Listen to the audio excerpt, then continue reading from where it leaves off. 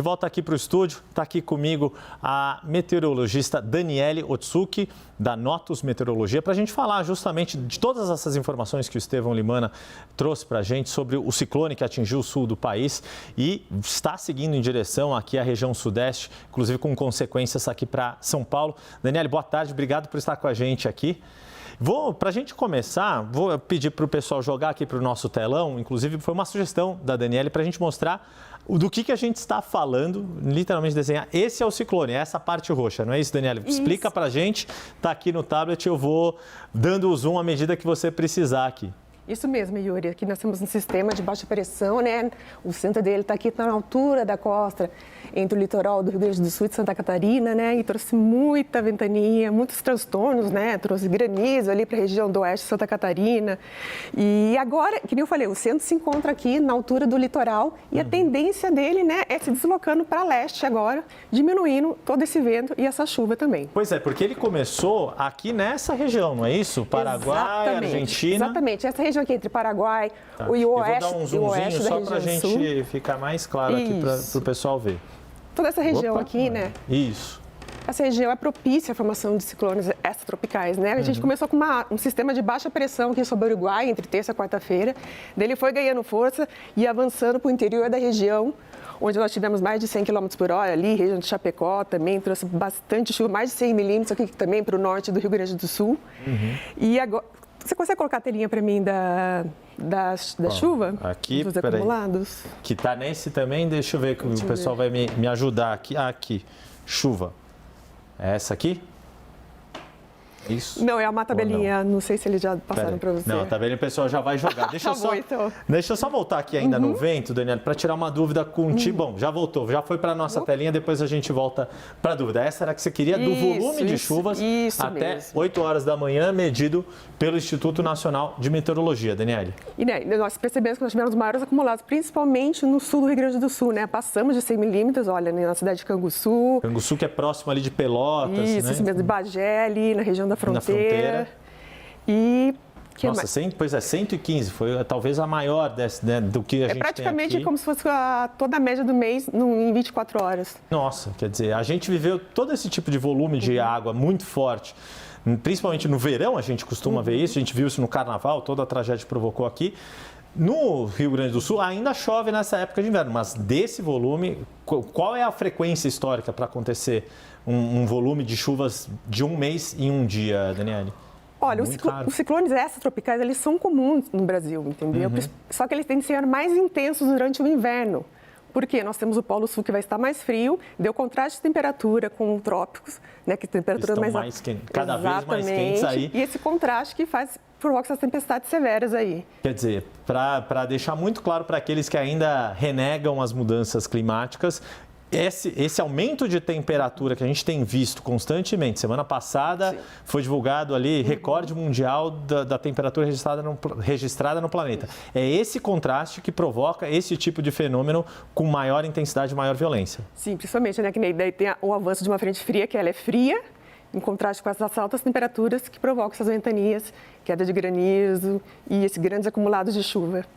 Eu vou pedir para o pessoal, para a gente voltar com a tela que está aqui no tablet dos ventos daquele site, porque o que eu queria perguntar para você, Daniele, que a gente está muito focado nessa questão do sul, mas como a gente disse, tem uma situação de risco, de alerta também aqui chegando ao sudeste, que é essa rebarba. Sim, e já chegou, né, Yuri? Já chegou, muita gente já sentiu essa ventania durante a madrugada, hoje de manhã estava também ali, quem tem árvore por perto de casa já dava para sentir isso. E aí, qual é esse efeito que a gente está prevendo para São Paulo e até quando? Esse tipo de vento, risco de ressaca, quais são as questões que a gente tem que ficar mais atentos nas próximas horas, próximos dias? Olha, Yuri, o vento principalmente hoje, tá? As rajadas podem chegar até 80 km por hora aqui sobre a faixa leste paulista. Falando aqui, né? Dessa região aqui. Principalmente aqui, né? Litoral. No Rio também pode ter algumas rajadas. Até quase Espírito Santo. Isso, ali, né? Isso mesmo. E é perigoso porque é uma área portuária, né? Tanto que o porto teve que se fechar. E a tendência é que a partir de amanhã, né? Como esse ciclone vai se afastar para alto mar, daí essas rajadas já vão diminuir. Não temos mais previsão de chuva, mas daí a gente tem outra coisa, a gente tem um frio chegando.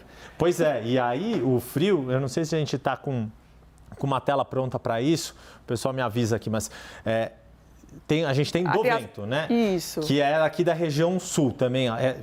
Você falou do risco, 80 km por hora já é forte. Esses lugares, de novo, Canguçu com mais 100 km, Canela, para quem está ali em Gramado, Canela, curtindo as férias, como a minha enteada, tem que se proteger do frio e do vento e também toda essa Hoje, região aí de Santa Catarina. 7 da manhã, olha, a gente teve registro de 147 km por hora na região serrana de Santa Catarina. Para a gente ter uma noção, quando que os meteorologistas veem uma possibilidade de vento forte e falam, opa, isso aqui começa a preocupar? A partir de que nível de velocidade? Para a gente entender a dimensão do que significa 147 km por hora de ventania.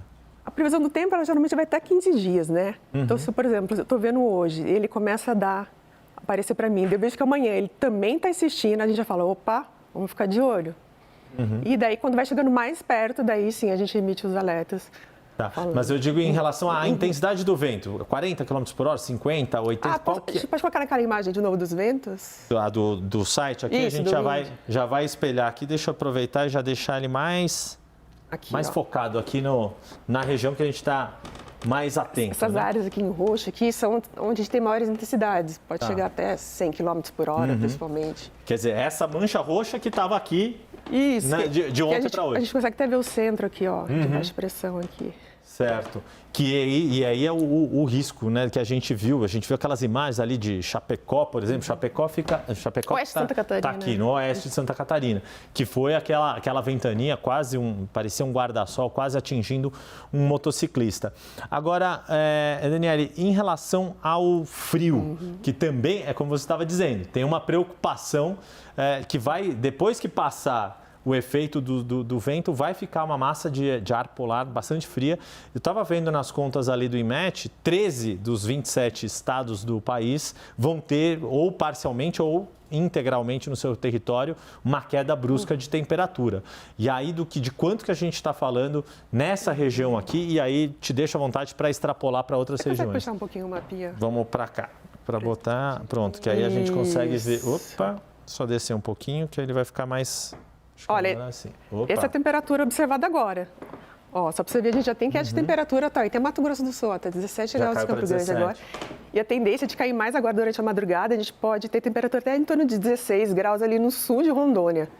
Esse fenômeno que a gente chama de friagem. Deixa eu baixar um pouquinho para o pessoal ver do que a gente está falando. No momento está 30 em Vilhena agora. Ó, Vilhena é Rondônia já, né? Sinop ainda é Mato Grosso, Cuiabá, mas... A gente já falou. Olha, essa temperatura está bem baixa, 10 Chapecó, 9 em Riviera. Riviera, Rio Grande do Sul, faz fronteira com Santana do Livramento, no Rio Grande do Sul. E tem até a possibilidade... De neve? Lê o pensamento. Exatamente. Era isso que eu ia te perguntar. Já teve registro de neve este ano no Brasil ou vai ser o primeiro? Nós tivemos em abril. Chegou a ter em abril, que às vezes acontece isso mesmo fora do inverno. Só que aí quando chega numa época como essa de inverno, ela é mais intensa, ela é mais preocupante. Mais comum, né? É mais comum, mas pode ter uma intensidade maior ou não necessariamente? Não necessariamente. O avanço dessas intensas massas de ar frio, né? Que nem eu falei, né? Então tem uma pequena chance agora entre a noite de hoje e a madrugada. É isso, nessa região do oeste catarinense. Entre a Serra Gaúcha e a Serra Catarinense. Parados ali da Serra, no Rio Grande do Sul, norte do Rio Grande do Sul, e essa parte ali que costuma ter esse tipo de situação. Agora, o frio que vai chegar mesmo em regiões que não tenham esse risco de neve, mas a gente falando aqui da cidade de São Paulo, que a gente está com um grave problema de população em situação de rua, Rio de Janeiro, outras cidades, o quanto vai ser um alerta importante? A gente viu, o governo do estado de São Paulo, por exemplo, já está preparando uma operação de hoje até sábado, dia 15, justamente por causa da queda da temperatura. Qual vai ser o nível dessa queda, Daniele? Olha, para São Paulo, a mínima prevista para essa madrugada é de 10 graus. Ela cai um pouco mais de sexta para sábado, de 8 graus daí. Que está perto ali se não me engano, o recorde de frio que a gente registrou aqui em São Paulo foi por volta de 6, 5 graus, é isso? Este ano? Pelo IMET foi 9, né? Chegou a 9, foi 9. Então, quer dizer, pode ser que a gente tenha agora sim as madrugadas mais frias do ano. Por isso que toda essa mobilização das autoridades, toda essa preocupação em função também do frio. Os ventos ali, o ciclone extratropical que a gente tem falado, provocou uma série de prejuízos. Estevão Limana relatou até aquela estrutura que ele falou de Tramandaí. Para quem não conhece o Rio Grande do Sul, Tramandaí é mais ou menos por aqui. no litoral norte, ali um pouquinho abaixo de Torres, que é a praia mais famosa do Rio Grande do Sul, mas, quer dizer, tem toda essa preocupação e esse risco.